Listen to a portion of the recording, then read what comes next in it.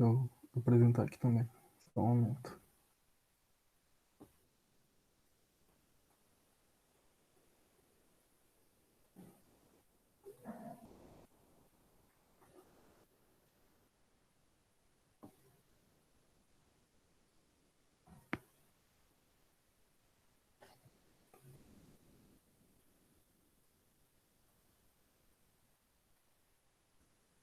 Dá para vocês verem?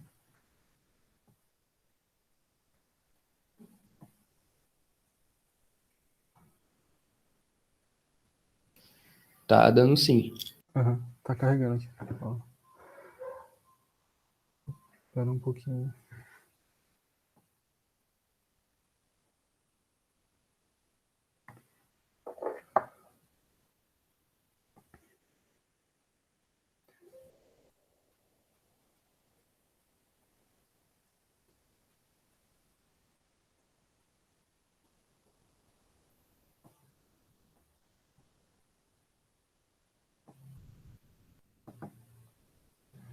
Vocês continuam vendo normal?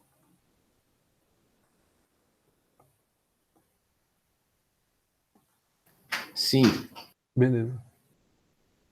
Bom, gente, a aula de hoje, ela vai funcionar meio como uma continuação da nossa, assim, uma continuação, mas também tem uma parte que é independente da nossa aula de História da África, que, enfim, eu acho que foi aula 4 ou 5.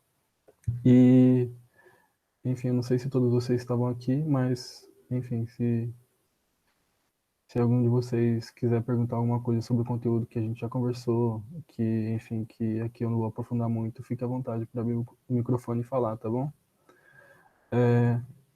E também essa aula vai dialogar muito com o assunto que a professora Ingrid está passando agora, que é o Brasil no século XIX, que eu acho que ela já deu o primeiro reinado com vocês, ela vai começar a falar das regências e depois do segundo reinado.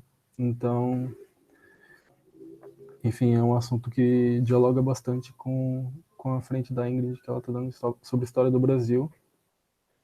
E, enfim, mas eu preparei pensando em um caráter muito particular que é a história das pessoas negras no Brasil, e especificamente nesse caso no século XIX, porque, enfim, eu acho que a professora Ingrid ela vai passar mais assuntos mais gerais, eu não sei se ela vai aprofundar ou não nessas coisas, então eu vou conversar um pouquinho com vocês aqui sobre esses temas.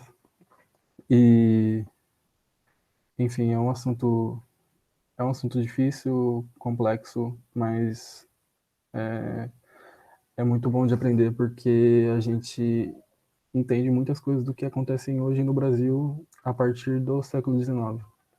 Enfim, porque o século XIX é um dos mais importantes, se não o mais importante da nossa história. Bom, vou parar de falar aqui e começar a dar aula. Qualquer coisa, só mandar mensagem no chat ou ligar o microfone, tá bom? E se alguém mandar mensagem no chat, eu ia pedir, por favor, para avisar no microfone para eu poder minimizar aqui e poder ler a mensagem. Bom, vou começar aqui falando sobre o que é a diáspora, porque... Peraí, só um momentinho.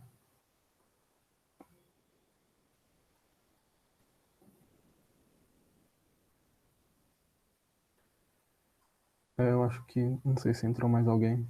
Deixa eu voltar.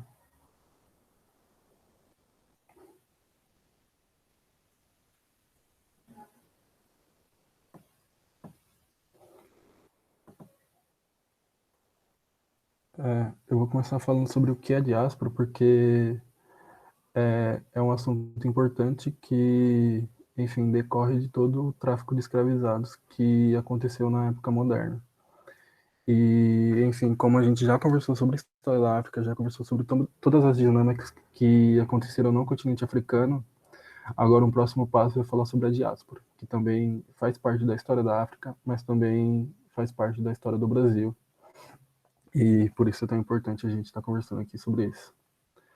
Bom, o termo diáspora ele aparece em inúmeras fontes judaicas, com o significado atrelado ao movimento forçado de hebreus se distanciando da sua terra natal. Bom, esse é um dos significados iniciais desse termo, e, enfim, tem toda essa relação com o judaísmo e a diáspora judaica, que vai acontecer, enfim, acho que em muitas passagens bíblicas aparecem esse termo, e também em fontes judaicas, então a gente tem esse termo como a origem desse termo como no judaísmo. Só que na modernidade, o termo ele foi apropriado para pensar o movimento de pessoas negras no Atlântico causado pelo tráfico de escravizados.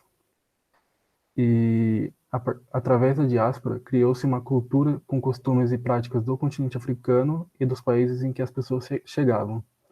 Ou seja, o escravizado que chegava no Brasil, enfim, na colonização, mas aqui se tratando em específico do caso do século XIX, ele trazia seus costumes do continente africano, enfim, a sua língua, o seu jeito de se vestir, as suas relações políticas, seus pensamentos culturais e intelectuais.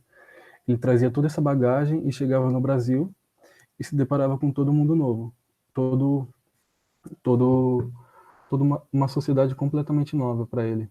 Então ele vai interagir com a sociedade a partir dos seus costumes e também dos costumes que ele vai criar no território brasileiro. Então, o que vai acontecer é meio que uma mistura de culturas e vai se formar uma cultura nova, uma cultura negra brasileira. E nesse caso específico, se tratando de uma cultura negra de escravizados. Tá tudo bem até aqui? Tá sim. Beleza, então. Os principais portos no continente africano que traziam, enfim, que serviam para o tráfico de escravizados. O porto de Luanda, que hoje é a atual Angola e Congo, essa região da África Central, a maioria dos escravizados que vinham para o sudeste brasileiro vinham dessa região. E os portos da Costa da Mina, que hoje é a atual Nigéria e Camarões, grande parte dos escravizados do Nordeste vinham dessa região, e principalmente os escravizados da Bahia. Então, o que a gente tem aqui são, enfim, por um grande número de escravizados virem da mesma região, eles conseguem criar identidades comuns. E essas identidades comuns, elas vão ser importantes para as reivindicações e lutas que eles vão fazer daqui a pouco, tá bom? E nesse momento aqui eu vou mostrar um, uma animação para vocês e depois a gente conversa um pouquinho sobre ela, tá? Eu vou parar a apresentação um pouquinho aqui para mostrar para vocês.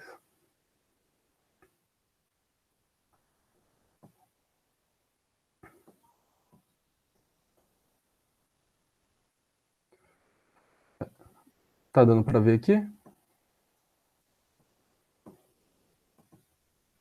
Sim. Tá. Eu só vou pedir para vocês agora, se for falar alguma coisa, ligar o microfone, que eu não consigo ver agora. Não consigo ver o chat, por favor. Bom, eu vou começar aqui no século XVIII, que eu acho que é a partir de 1700, que para a gente ficar observando essas informações. Enfim, eu vou pausar aqui para explicar um pouco melhor sobre o que está se passando aqui na tela. Enfim, aqui a gente tem o Oceano Atlântico, aqui o continente africano, aqui o Brasil, a América do Sul e aqui a América Central. Nesse início aqui, vocês podem perceber que a maioria e esses pontinhos aqui no mapa são navios negreiros. Então, é para a gente ter uma noção aí enfim, de quantos milhares de pessoas foram trazidas da África para realizar trabalho forçado no Brasil. E eu vou deixar o link no slides e depois mandar no grupo. Vocês podem, enfim, pesquisar, ficar à vontade para pesquisar nesse site, mas aqui eu vou focar no século XVIII. A partir do século XVIII, para a gente entender um pouquinho mais sobre o século XIX também, que é o nosso foco da nossa aula de hoje. Bom, eu vou começar aqui, e como vocês podem ver nesse momento, a maioria das navegações desses pontinhos aqui estão indo para o Caribe e para o Nordeste brasileiro, que como a gente viu e como vocês viram também com a professora Ingrid, é no Nordeste brasileiro que se inicia toda a plantação de cana que vai acontecer no Brasil. E agora, adentrando mais um pouco no século XVIII, o que vai ter aqui é os pontinhos vindo para o Sudeste, e esse é um fenômeno causado pela descoberta do ouro em Minas Gerais. Então, vai se concentrar um pouco mais dos navios nesse momento vindo para a região Sudeste. E, enfim, deixa eu mostrar aqui só onde localiza cada porto aqui da África. Aqui é o porto de Luanda, que hoje atualmente é a Angola, e aqui são os portos da Costa da Mina, que tem a Nigéria, Camarões, toda essa área dessa região aqui. Bom, vou passar mais um pouquinho aqui. E também para vocês terem a dimensão de quantos navios vieram para o Brasil também, o quanto isso foi enfim, vou chamar de catástrofe na nossa história, porque são tantas vidas perdidas no Atlântico e tantas vidas perdidas na escravidão, enfim, tantas histórias que poderiam ser contadas de formas diferentes está sendo contada dessa maneira tão cruel. E, enfim, aqui a gente tem uma grande concentração também para as Antilhas, com a crise do sistema de plantação de açúcar no Brasil, do Nordeste do Brasil, que também a gente já viu nas últimas aulas e vocês viram com a professora Ingrid. Enfim, passando mais um pouco, como vocês podem ver também, já vai aumentando um pouco mais os navios para o Sudeste.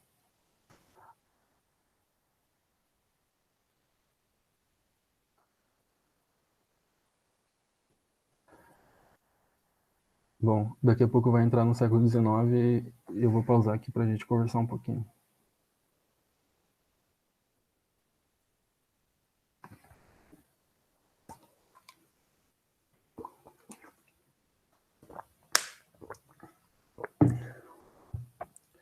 Bom, esse é o século XIX. Vocês podem perceber que toda a quantidade de navios que estavam indo pro Caribe e para o sul dos Estados Unidos, agora toda a concentração desses navios vem pro Brasil, somente pro Brasil não.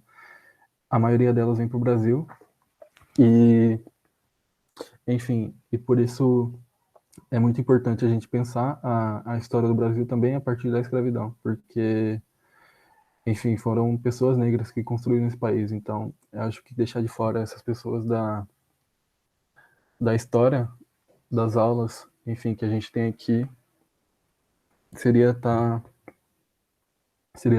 ignorando uma grande parte da história brasileira. Vou passar mais um pouquinho aqui.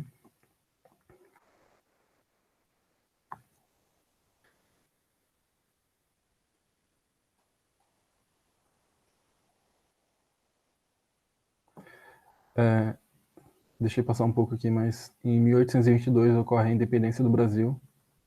Então já é o Estado brasileiro importando escravizados. E, enfim, vou passar mais um pouco.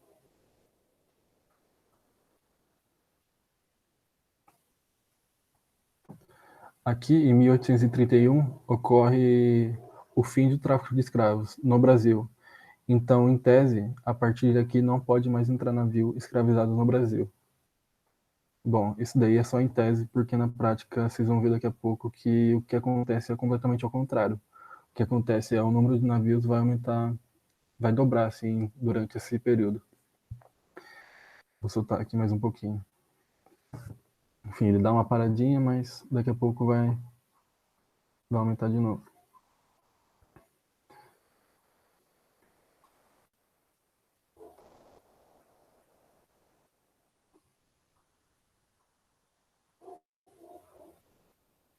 E aqui em 1850 ocorre o fim do tráfico de escravos, enfim, o segundo fim do tráfico de escravos, mas mesmo assim vocês podem perceber que vão ter alguns pontinhos ainda entrando no Brasil e, enfim, daqui a pouco a gente vai conversar um pouquinho mais sobre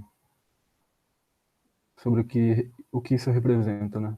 O que representa para a nossa história e para a história das populações negras no Brasil. Bom, eu vou parar aqui de mostrar o mapinha. Deixa eu voltar aqui. Vai.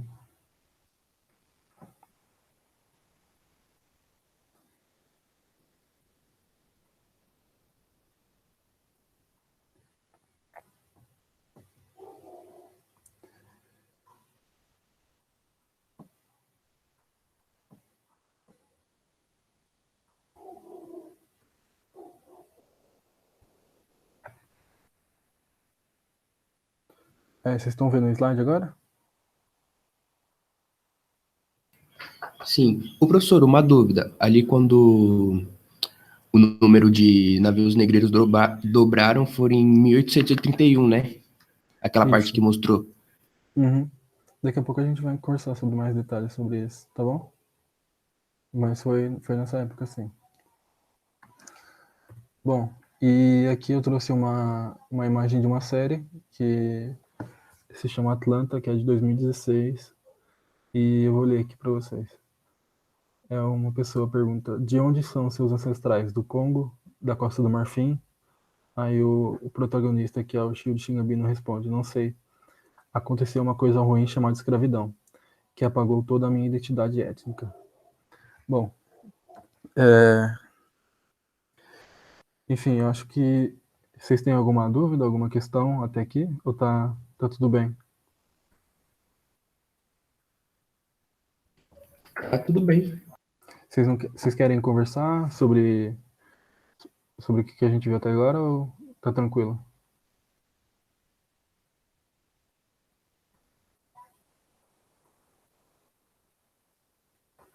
Enfim, eu reservei um momento da aula pra gente só conversar sobre esses assuntos, mas então eu vou deixar mais pro finalzinho. Vamos conversar mais um pouquinho mais sobre o Brasil do século XIX agora. Em 1822 ocorre a independência do Brasil, como a gente já conversou, e a primeira Constituição brasileira ocorre em 1824.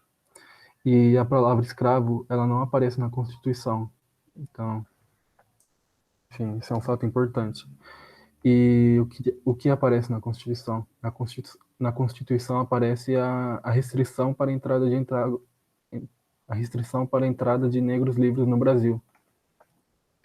E o Estado brasileiro, ele libera e participa o contrabando de escravizados. E também participa da escravização de pessoas negras livres. E o que a gente pode concluir de tudo isso é que o Estado Imperial brasileiro, ele surge silenciando os escravizados de sua Constituição e de sua ideia de nação. E assim, ele exclui exclusivamente os escravizados, mas também a gente vai ver daqui a pouco que também as pessoas negras, de um modo geral, as pessoas negras livres, as pessoas negras que foram libertas da escravidão, que conseguiram sua liberdade, também vão ser excluídas completamente dessa ideia de nação do Brasil, desse pensamento de nação. Enfim, eu vou passar mais um pouco. Agora enfim, eu fiz algumas questões aqui para a gente conversar um pouco. A partir da animação sobre o tráfico de escravizados e da imagem anterior, quais questões podemos levantar sobre as consequências da diáspora no Brasil do século XIX? Enfim, se alguém quiser comentar para a gente iniciar o debate, fica à vontade, tá bom?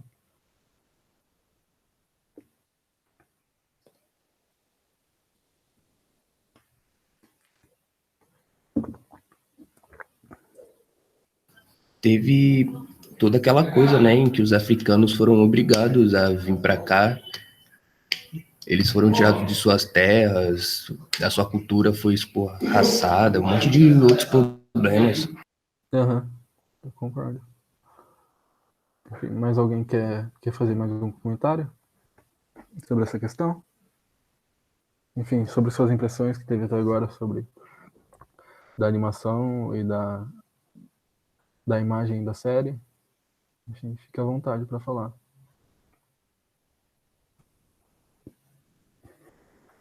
Quanto à animação, dá para perceber que cada vez mais as coisas foram aumentando, né? Até realmente ter um fim definitivo assim. Teve aqueles fins, entre aspas, mas foram aumentando muito e muito. Uhum. E você tocou num ponto importante, que é esse aumento do número de navios negreiros vindo para o Brasil. Enfim, são navios que carregam centenas de pessoas, então cada pontinho a gente já tem uma dimensão do quão violento e quão cruel foi esse tráfico de escravizados. E, enfim, como eu falei, em 1831 ocorre o primeiro fim do tráfico de escravizados. E, como eu falei em tese, isso tinha que significar a não vinda de escravizados para o Brasil, por meio do tráfico de escravos.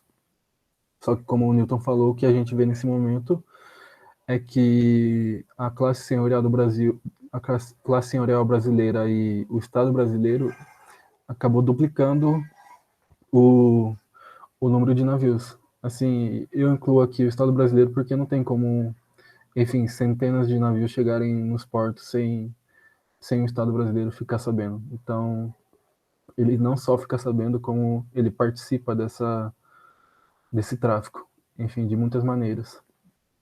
E, enfim, acho que vocês vão conversar com a Ingrid e essa lei, ela vai ser ela é chamada assim, comumente como uma lei para inglês ver, que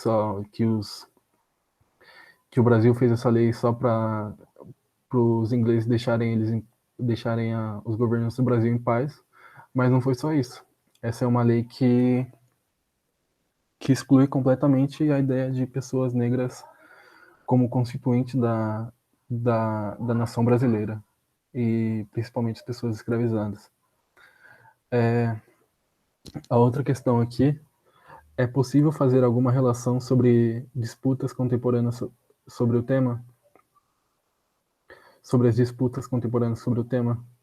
E aqui eu digo em relação principalmente às cotas raciais no ensino superior. Enfim, se vocês quiserem falar, tiverem algum apontamento, fique à vontade, tá?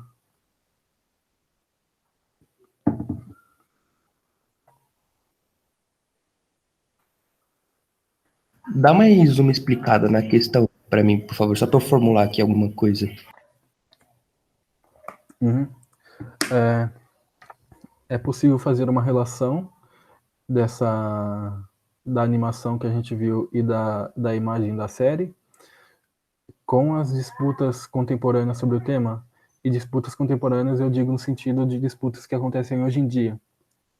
Enfim, principalmente o que acontece hoje em dia dessa questão é principalmente a relação a respeito das cotas em universidades públicas. E eu digo isso porque esse momento da história do Brasil, de 1831 a 1850, ele foi mobilizado por diversas pessoas que eram a favor das cotas quando, quando estavam discutindo isso no Congresso. Enfim, pessoas da sociedade civil, que eram pesquisadores, historiadores, cientistas, que argumentavam que o que aconteceu é que o tráfico de escravizados, ele colocou o fim do tráfico de escravizados no Brasil, ele trouxe ilegalmente pessoas para para o território brasileiro, e isso é um crime que foi cometido pelo Estado, pelo próprio Estado brasileiro. E, enfim, é um crime não só na nossa ideia de crime que a gente tem hoje em dia, mas na época que aquilo que estava acontecendo. Então, por isso foi tão errado isso que aconteceu.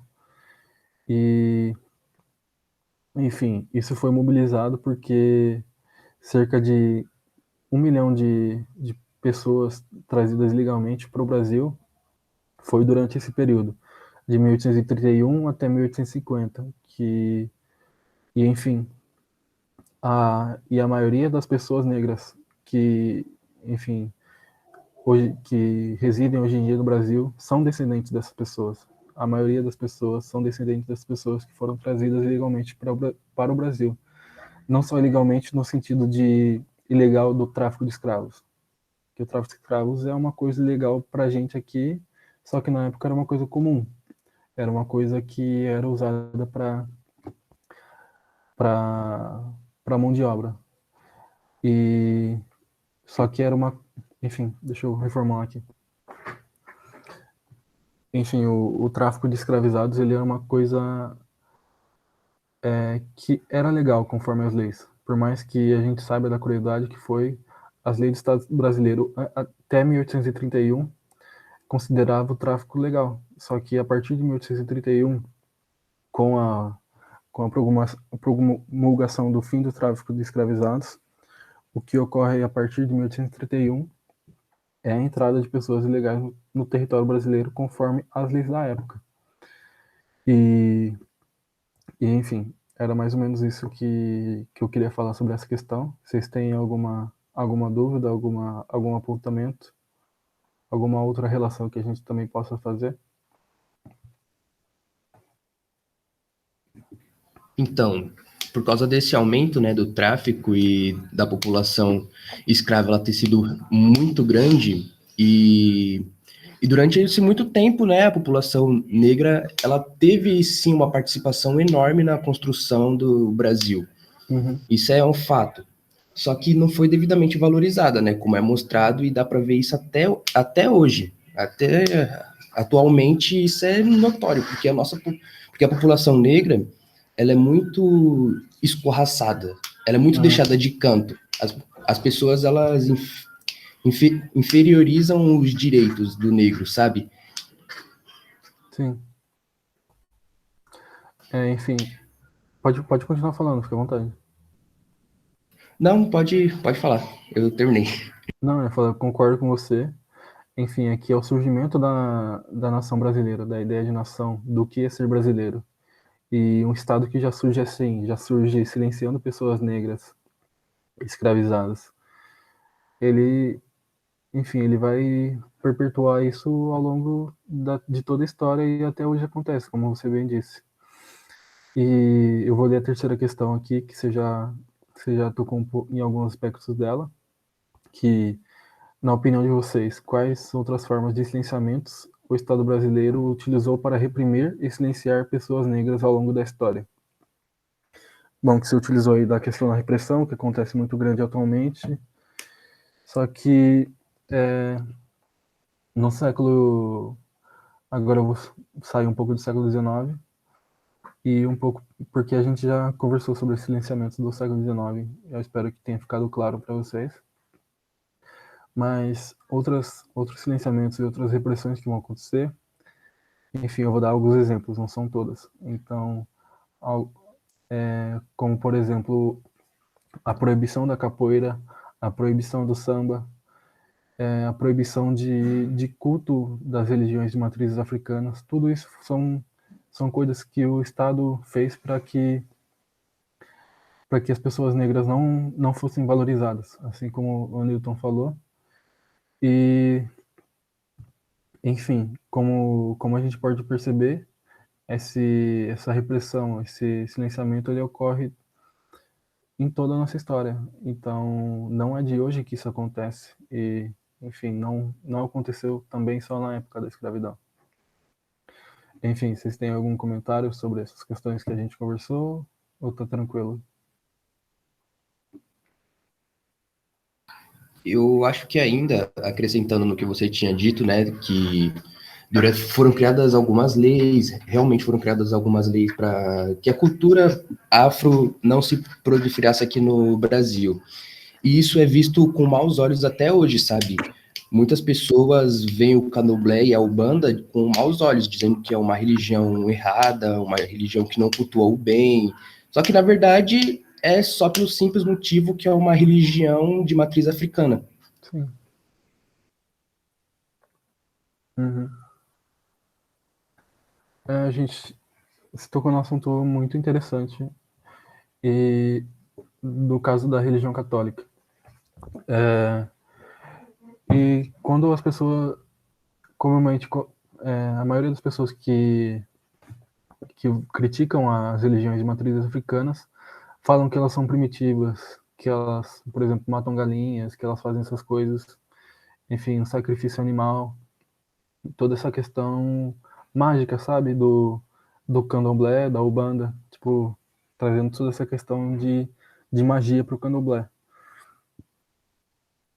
Só que, enfim, quando a gente olha a religião católica, e eu falando isso como um católico, eu sou católico, batizado e tudo mais, e a gente acaba não percebendo que também, enfim, tem muita coisa desse discurso de magia que também se aplica à religião católica, por exemplo. Como, enfim, a gente vai na igreja, a gente come o corpo e o sangue de Cristo. E, enfim, eu tô falando isso como uma pessoa católica, então não entendo mal se alguém de vocês forem católicos. E, enfim, a gente não pensa isso como uma magia ou como uma prática mágica, porque a gente só faz como algo comum. E a gente pensa que é algo comum porque é uma religião predominantemente de pessoas brancas que foi trazida para o Brasil por pessoas brancas. E, enfim, tem todas essas questões que estão relacionadas com esse tema. Enfim, se tiver ficado alguma dúvida até aqui, podem mandar no chat também, que agora eu consigo ver vocês e o chat também. Tá bom? Bom, eu vou passar um pouquinho, que agora a gente vai conversar sobre um aspecto positivo, na minha opinião, que quando a gente fala a gente pensa na história de pessoas negras, comumente a gente só relaciona com escravidão, com tráfico de escravos. E isso é muito ruim para o nosso pensamento atual, para o nosso pensamento hoje em dia sobre as pessoas negras, ou sendo uma pessoa negra. Porque é muito importante a gente entender que a história de pessoas negras ela vai muito além da escravidão. E é nesse ponto que eu queria tocar com vocês aqui agora. Primeiro, os escravizados, eles eram pessoas negras trazidas do continente africano para realizar trabalho forçado no Brasil. Enfim, eu vou trazer só algumas definições nesse início e depois a gente conversa mais sobre como os negros são para além da escravidão. Os libertos, eles nasceram escravos, mas eles conseguiram a liberdade através da alforria. E o ingênuo,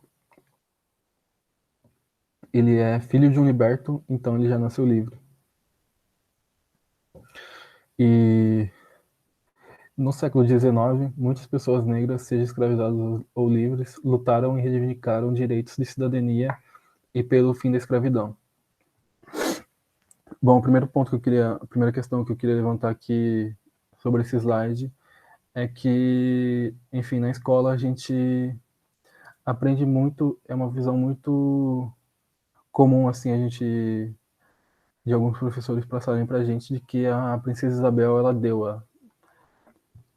a abolição para os escravizados, que ela foi uma heroína, então toda essa relação enaltecendo a figura dela. E a gente tem que ter em mente que não foi muito bem assim. Por quê?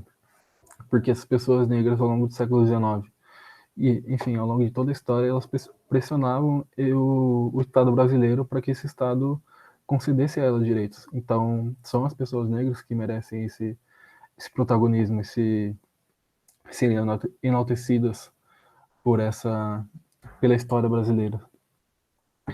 E, enfim, alguém tem algum comentário sobre o que a gente acabou de conversar?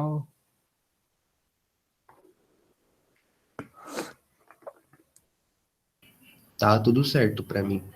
Uhum.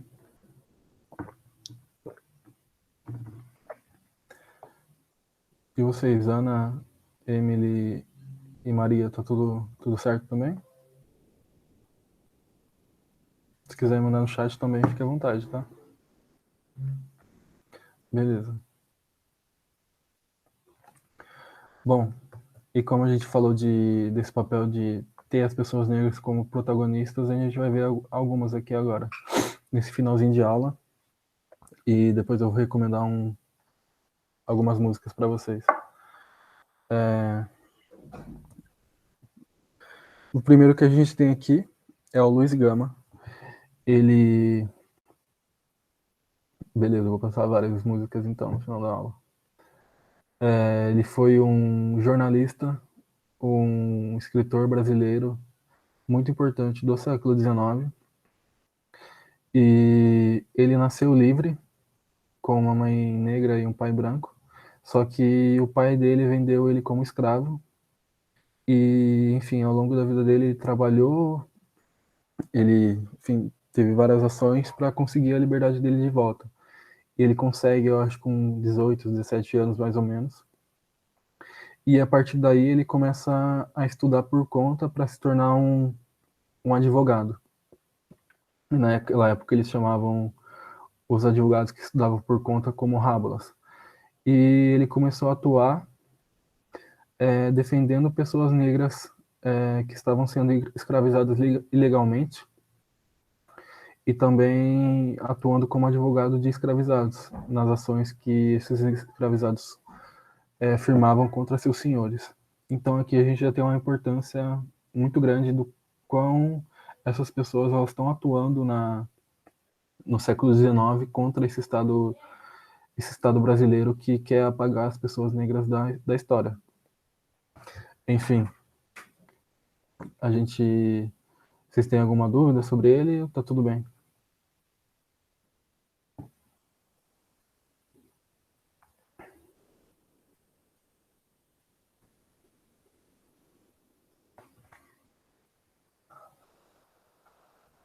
Beleza, vou passar. Essa é a Maria Firmina dos Reis. Ela escreveu o primeiro. Ela é a primeira mulher negra a escrever um romance no Brasil. Ela escreveu um romance que chama Úrsula.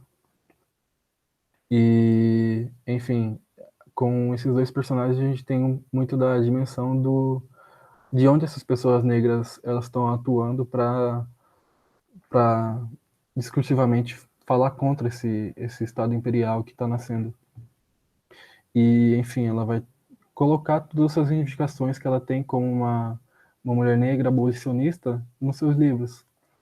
E aqui, como o Luiz Gama, ele é um advogado, ele coloca também a sua atuação como advogado, mas também ele é um jornalista, então ele está na imprensa, ele está também atuando nesses meios como um abolicionista contra o Estado Imperial. E, por fim, a gente tem o Machado de Assis, que é o maior escritor brasileiro e muitos dos seus livros carregam uma crítica à classe senhorial. E, enfim, ele também atuou como parlamentar e, enfim, como um parlamentar, ele atuando como um parlamentar, ele exigia muito os direitos para as pessoas negras escravizadas. Ele exigia o fim da escravidão, a abolição da escravidão, o fim do tráfico de escravos. E lendo o Machado de Assis, vocês, enfim, é um pouco mais difícil de perceber isso, porque ele carrega muito, tá muito nas entrelinhas as características dele. Acho que vocês vão ver com a professora de literatura que ele é uma pessoa muito irônica quando ele está escrevendo os livros. Então é muito difícil de perceber, mas ele está a todo momento ali criticando as pessoas da classe senhorial, falando das crueldades da escravidão e denunciando essa prática do escravismo no Brasil. E, enfim, essas são três pessoas que eu queria trazer para vocês, para a gente pensar um pouquinho a história dos negros para além da escravidão. E, enfim, existiram inúmeras outras que atuaram nesse momento, esses são só alguns exemplos. E, enfim, vocês têm algum comentário, alguma dúvida, fiquem à vontade para falar agora, tá?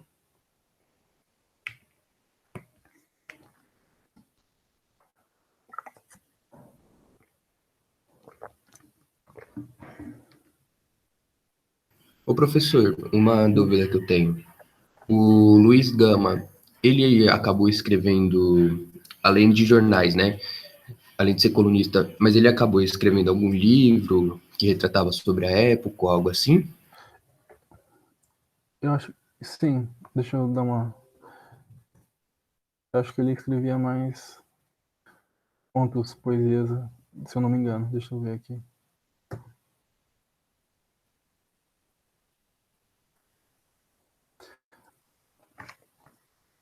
Ah, ele tem mais trovas, que são mais ou menos como são as poesias. É, tem no. Se eu conseguir achar, eu te mando, tá? Lá, quando eu for mandar as indicações no grupo do WhatsApp, eu já mando todas, tá bom? Ah, tudo bem. Se eu achar algum livro dele, algum escrito. Bom, gente, vocês têm mais alguma dúvida? Alguma questão sobre o que a gente conversou aqui hoje?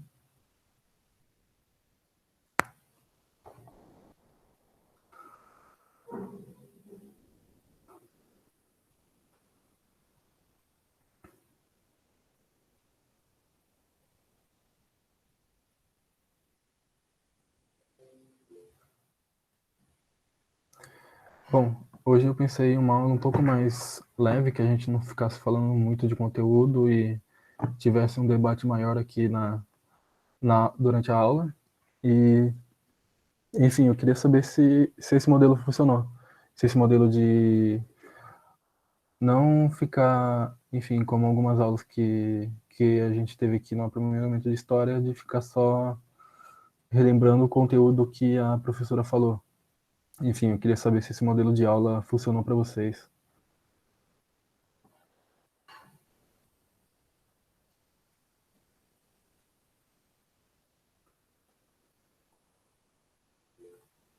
Beleza. Bom, é, beleza, Nilton. Vou conseguir, eu vou tentar revezar esses modelos de aula. E tenha ficado bastante claro essas questões para vocês e espero também que ajude a pensar o século XIX e as próximas aulas da professora Ingrid também, que vocês vão ter a partir dessas perspectivas da história das pessoas negras, que também se constituem como uma história importante da história brasileira. E, e era isso que eu tinha pensado para hoje. Eu vou mandar as indicações no grupo, tanto as indicações de música como os livros que eu achar na internet. E por hoje é isso. Espero que vocês tenham gostado e até o próximo aprimoramento, tá bom?